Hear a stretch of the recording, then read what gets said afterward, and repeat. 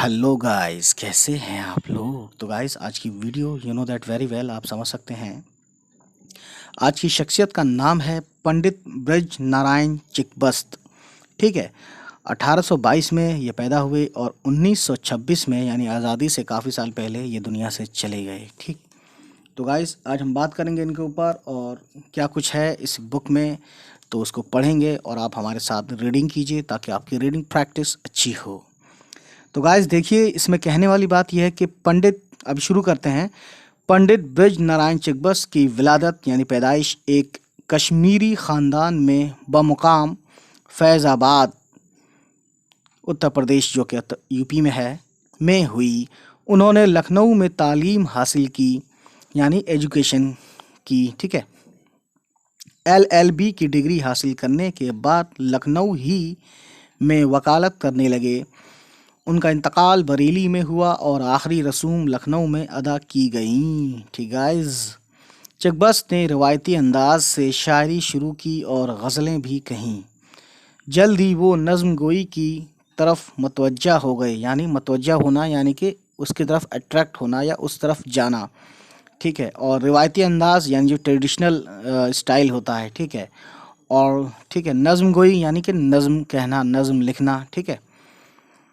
वतन परस्ती को मौजू बनाया यानी नज़्म में आपको बताया था मैंने कि नज़्म एक सिर्फ एक टॉपिक पे, और नज़्म के ऊपर जो मैंने पूरी वीडियो बनाई थी आप उसको प्लीज़ ज़रूर देखिएगा, क्योंकि नज़्म की कहानी और गज़ल की कहानी में काफ़ी डिफरेंस होता है। ठीक है। तो वतन परस्ती का मतलब मैं बता दूं कि वतन से मोहब्बत रखना। ठीक है, ये वतन परस्ती हो गई, या उसको अपना समझना, या उसके लिए रहना, जीना, मरना, जो भी कह सकते हैं। ठीक है।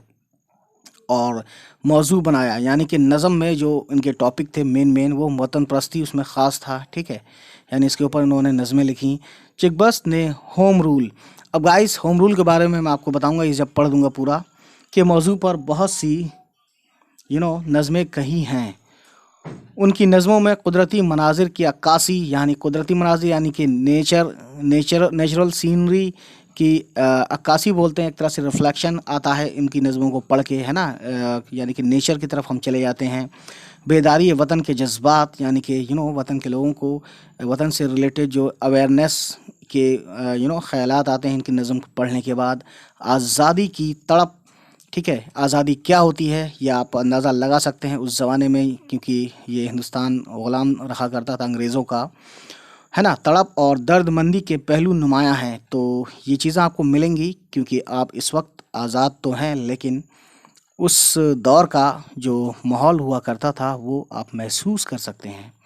उनके कलाम में सलासत और रवानी पाई जाती है। सलासत और रवानी एक ही वर्ड है, वैसे सलासत का एक अलग मीनिंग भी है, जैसे कि सलासत हम बोल सकते हैं सादगी या सफाई, है ना। रवानी भी होता है सलासत का मतलब। ठीक।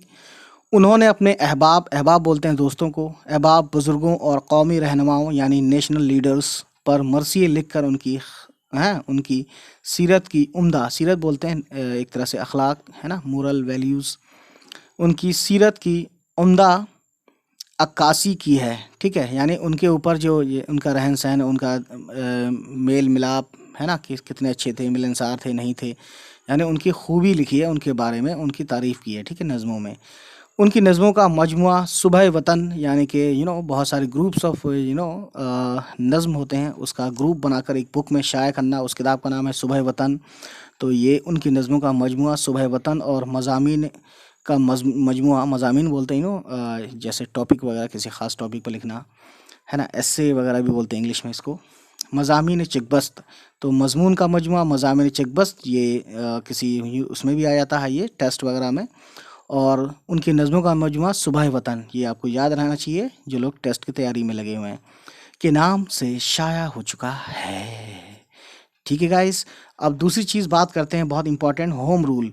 तो मैं आपको बता देना चाहता हूँ कि आयरिश होम रूल के से उससे वो होके मुतासिर होकर इन्होंने एक होम रूल बनाया था।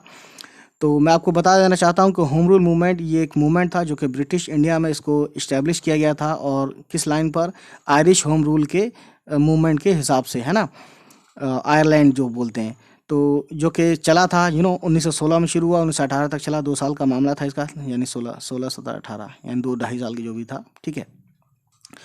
ठीक। और इसमें ख़ास जो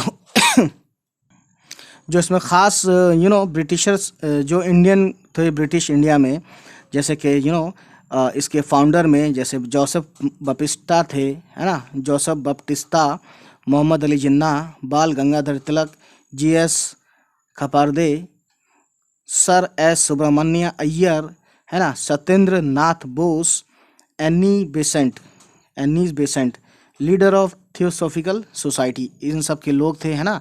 और जो इसके फाउंडर थे एक तरह से, और डिमांड इनका जो ये था कि ब्रिटिश सरकार रहते हुए भी, है ना, हमारी ख़ुद की गवर्नमेंट चले यहाँ पे इंडिया में, जो कि इंडिया था ब्रिटिश इंडिया, यानी कि पूरा बड़ा था वो ब्रिटिश इंडिया, जिसमें पाकिस्तान मौजूदा है वो भी था, और जिसमें बांग्लादेश वो भी था मौजूद, और इंडिया तो था ही, है ना।